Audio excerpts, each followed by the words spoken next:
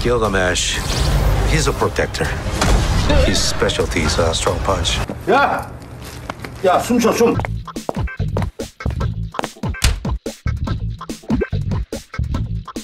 아카데미에서 작품상과 감독상을 받았던 클로이 자오 감독의 작품이죠. 노베드랜드 극장에서 5번 봤어요. 대사 다 외우시겠어요. 대사가 많이 없어서. 마블 최초 작가주의 영화가 아니냐 얘기도 있는데, 감각적이면서도 굉장히 절제된 색감이 특징인데 차분한 분위기가 마치 한편의 예술 영화를 방불케 한다, 이런 평도 있는 것 같습니다. 아, 클로이 자오 답다 싶으셨을 거예요. 굉장히 관조적이면서도 깊이 있는 영상 미학이라고 표현을 해야 할까요? 이분은 그러니까 찍으면 다 예술 영화다. 이분이 찍으면 다 예술. 그런데 MCU 영화 중에서도 특히 중요한 작품 중 하나인 이터널스의 감독을 맡게 된 것도 좀 흥미롭죠.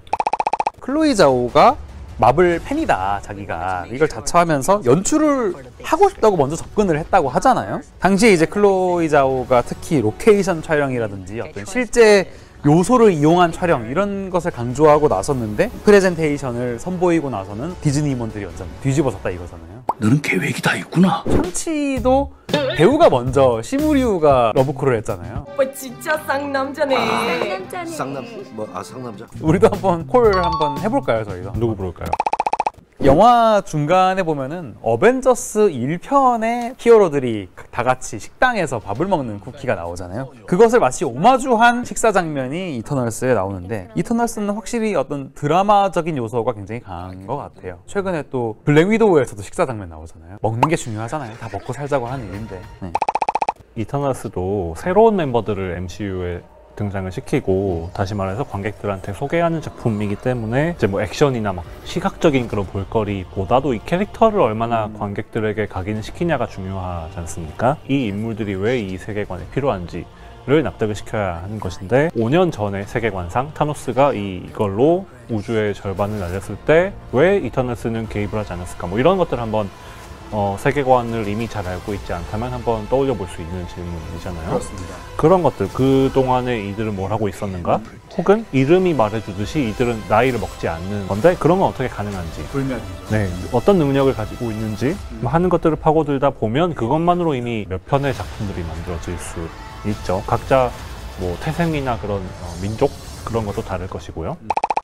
반지의 제왕 속의 오크 군단이라든지 아니면은 어벤져스 속의 치타우리, 이런 무리들은 그저 악 자체이기 때문에 직관적으로 그냥 쓸어버려야 될, 해치워야 될 대상에 불과했거든요. 근데 이 이터널스라는 영화에서 데비언트라든지 셀레스티얼은 넓은 의미에서의 종족으로 묘사가 되고 있기 때문에, 마치 이 우주라는 것을 딱 평행선으로 잘랐을 때 지상에 어떤 있는 히어로적인 존재가 있다면 그 지하에는 이들과는 좀 대비되는 다른 종족들이 똑같이 이 지상처럼 살고 있다는 어떤 그런 느낌을 주게 되는 것 같아요. 한마디로 살아가는 또 하나의 종족인 거죠. 이제 원작에 따르면 데비언트가 과거에 그 아틀란티스를 이제 멸망, 침몰시킨 적이 있다라고 해서 그 후에 아틀란티스인들은 이제 아쿠아맨처럼 바다에서 살 수 있는 그런 게 되는 거죠. 근데 또 블랙팬서 속편인 와칸다 포에버에 그 네이머가 등장하고 뭐 이러는 게 또 서로 이제 마블 세계관 내에서 관련이 있는 거겠죠. 이런 식으로 꼭 멀티버스 얘기를 안 하더라도 이터널스는 이 마블 세계관을 우주로 확장시키는 데 있어서 마치 그 지난 가오갤이 그랬던 것처럼 또 중요한 역할을 할 것 같아요.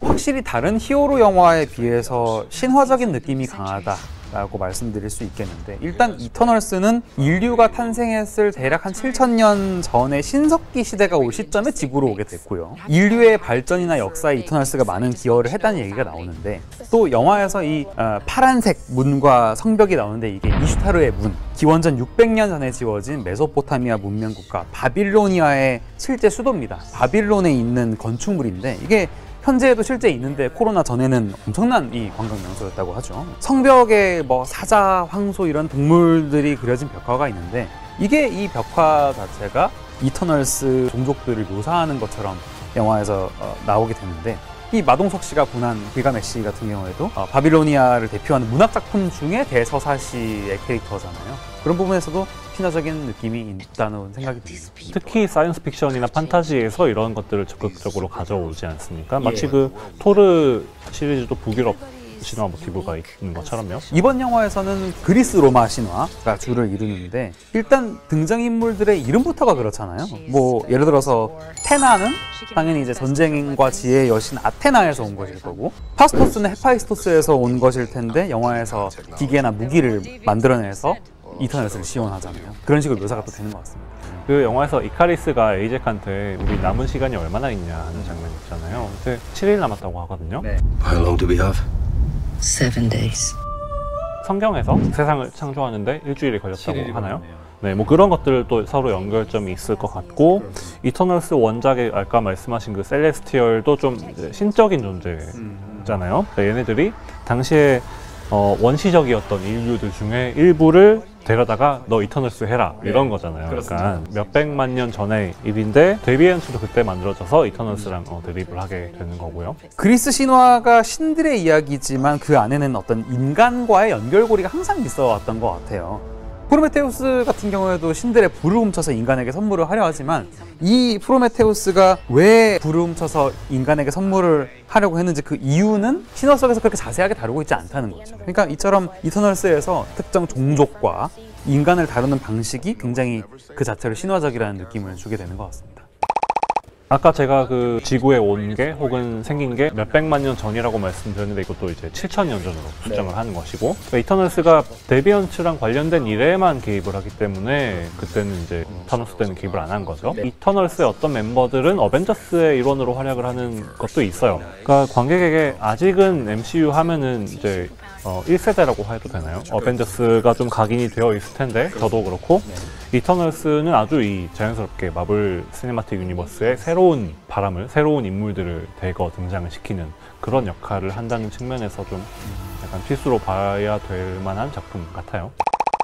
클로이 자오가 빚어낸 잔잔하고 아름다운 히어로물, 채광을 어떻게 그렇게 잘 쓰는지, 크리스토퍼 놀란이 마블 영화를 만들면 어떻게 될까, 듀니 빌레브가 마블 영화를 만들면 어떻게 될까, 여러 가지 가능성도 관객의 입장에서는 재밌게 상상을 해볼 수 있는 계기가 된 것 같다는 생각도 듭니다. 마블리가 저희를 초대합니다. 신화의 방으로 이런 거. 쳐 맞을 것 같은데요.